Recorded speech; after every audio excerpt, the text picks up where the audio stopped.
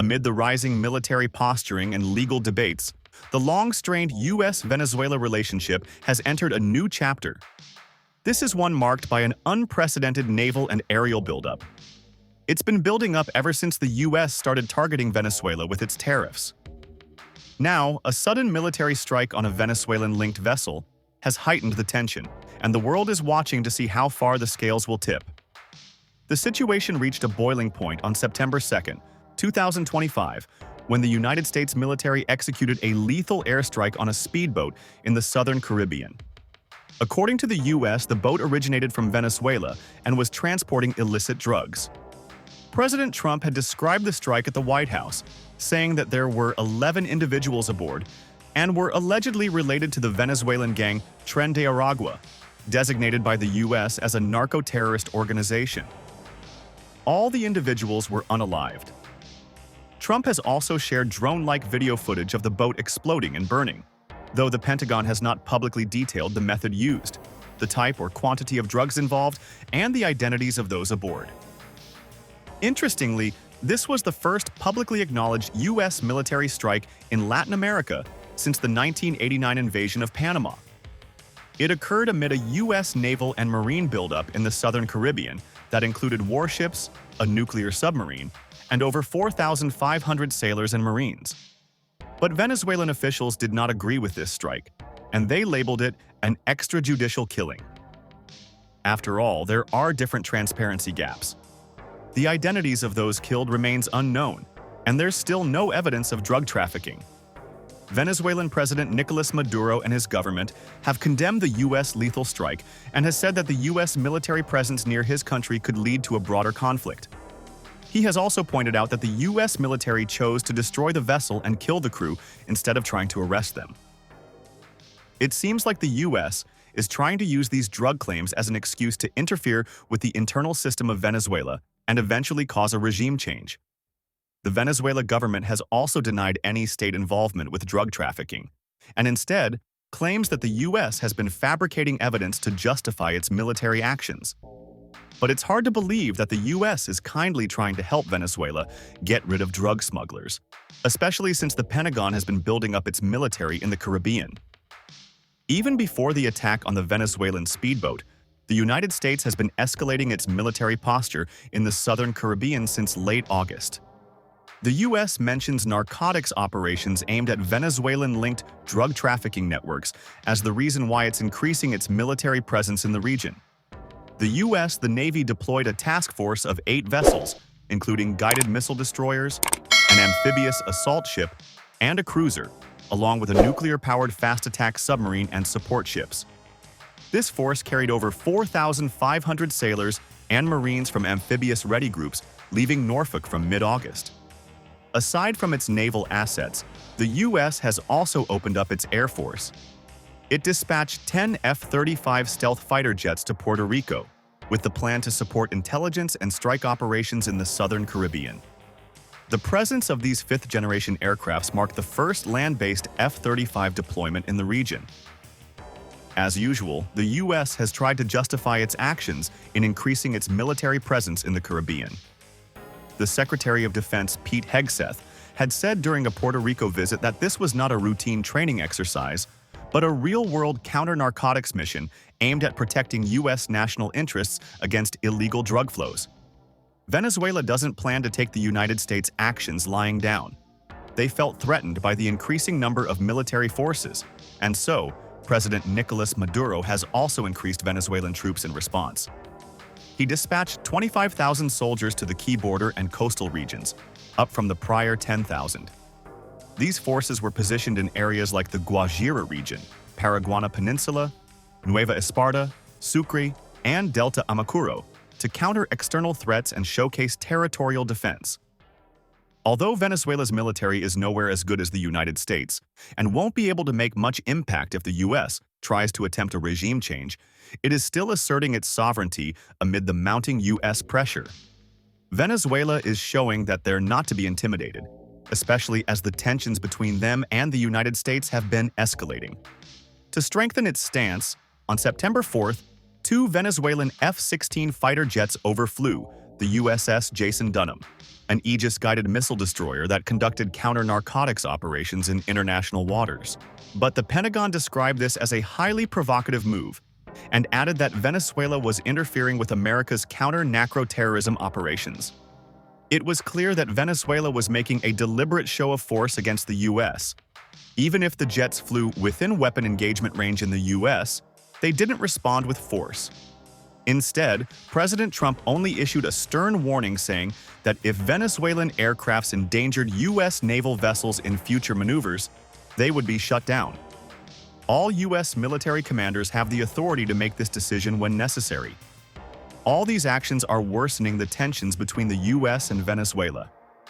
On one hand, Venezuela is showing that it can't be messed with and wants the U.S. to stay out of its business. On the other hand, the U.S. has its interest in Venezuela, and this has been on since it placed sanctions on the country earlier in the year. Long before the U.S.-Venezuela standoff intensified in 2025, escalating sanctions and political maneuvers laid the groundwork for the heightened tensions today.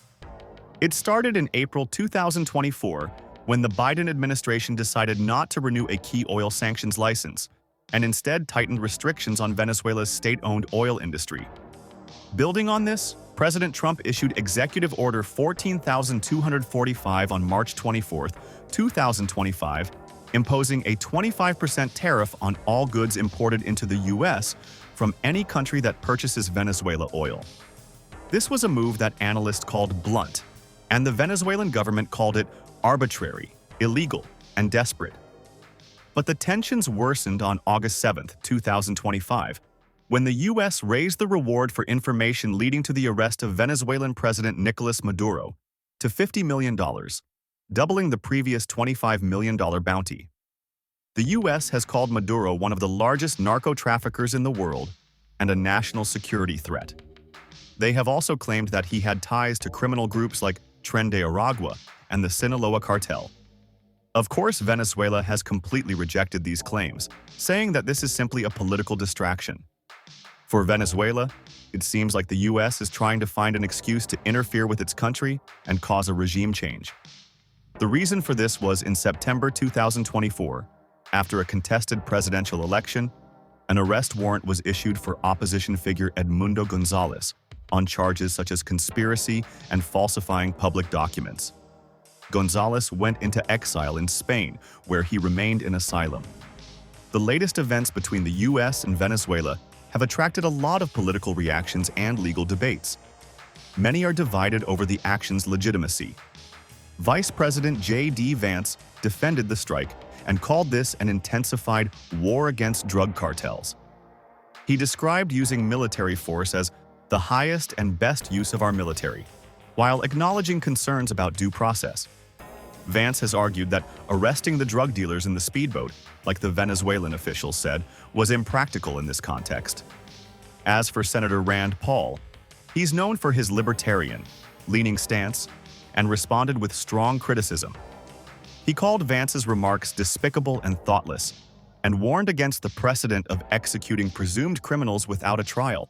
Quoting Harper Lee's To Kill a Mockingbird, he asked, "Did he ever wonder what might happen if the accused were immediately executed without trial or representation?" Many legal experts and Democratic lawmakers have raised alarms. Senator Mark Kelly expressed concern for military personnel placed in legally ambiguous situations, asking, "Where is the legality here?" Other countries have also spoken about their stance in the U.S. and Venezuela conflict. Colombian President Gustavo Petro has firmly rejected any use of Colombian territory for a potential military invasion of Venezuela. He said that the idea is unacceptable.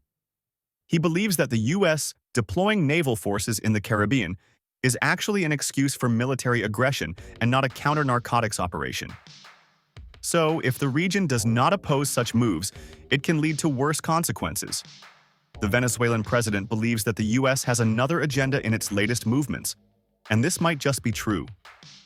Maduro has accused them of using the drug war as a smokescreen to seize Venezuela's oil, gas, and gold reserves, framing that the sudden military deployment is part of a broader war plan.